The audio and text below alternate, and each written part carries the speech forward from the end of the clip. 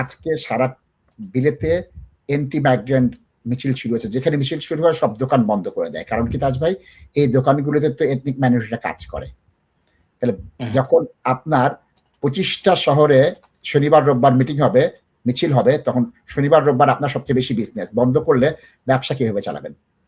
কারণ তারা ইট মারবে, আগুন লাগায় দিবে, তারা ধ্বংস স্তূপ বানিয়ে দিবে। তাতে কি হবে?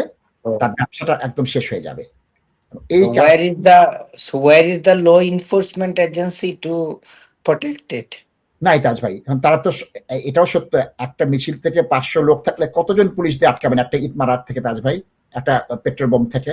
অন্য রাস্তায় দিয়ে মারবে, এক রাস্তায় সব আছে, আরেক রাস্তায় যে মেরে দিল। আজকে যখন বেলফাস্টে বাঙালি বাড়ির নাম ঠিক করে এখানে মুসলমান থাকে, এখানে কালো থাকে, তাদের বাসায় আগুন লাগিয়েছে, পুলিশ কিভাবে একসঙ্গে 50টা বাসায় আগুন লাগলে ফায়ার ব্রিগেড তো যেতে পারবে না তাজ ভাই?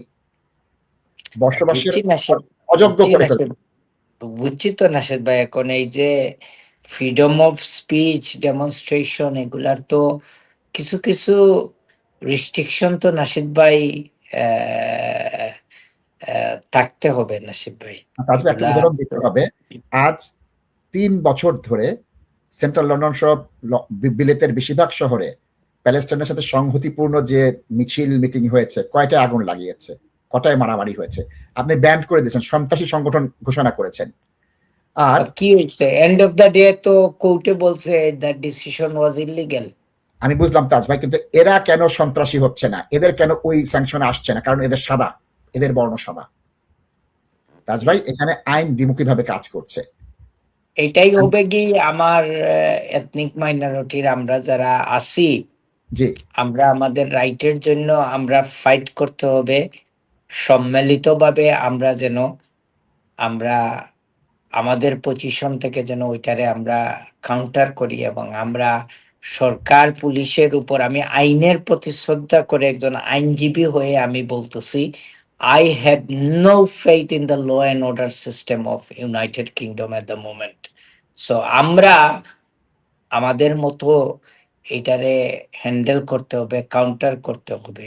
আজকে যদি নাশিদ ভাই মনে করেন গ্রিন স্ট্রিটে ডেমনস্ট্রেশন নিয়ে আসলো, এশিয়ান ডমিনেটেড এরিয়া, এবং এখানে যদি এরা একবার সাকসেসফুল হয়ে যায়, সেকেন্ড টাইম থার্ড টাইম আসবে, ওরা অন্য অন্য টাউনে যাবে, অন্য অন্য এরিয়াতে যাবে।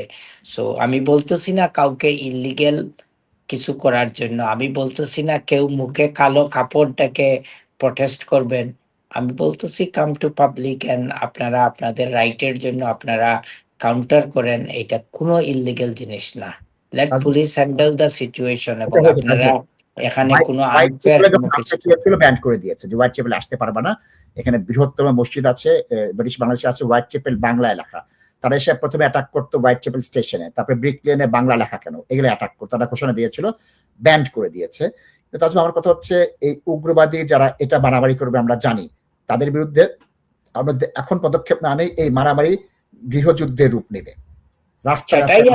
সেটাই আমি বলতেছি নাসিব ভাই, রাইট টাইম যদি আমরা এই জিনিসটা যদি ট্রাকল করি না, আমরা প্রত্যেকে কিন্তু আমরা করতে হইবে। যেমনটা দর্শক আপনারা দেখছেন, আপনাদেরই মোটিভেশন, আপনাদেরই ধর্মের প্রতি বিশ্বাস, প্যালেস্টাইনের মানুষের প্রতি ভালোবাসা, যে আপনারা জানতেন এটা ডিক্লেয়ার করা হয়েছে ইলিগ্যাল অ্যাক্টিভিটিস, আপনারা জানতেন যে পুলিশ আপনাদেরকে অ্যারেস্ট করবে, এরপরেও মানুষ রাস্তায় নামছে। প্রত্যেক স্যাটারডে সানডে মানুষ ডেমনস্ট্রেশন করছে। নেট রেজাল্ট হইছে আপনারা সাকসেসফুল, আমি বলবো আপনারা সাকসেসফুল, এবং নাও কোর্টেরও ইন্ডোর্সমেন্ট আছে দ্য গভর্নমেন্ট ওয়াজ রং।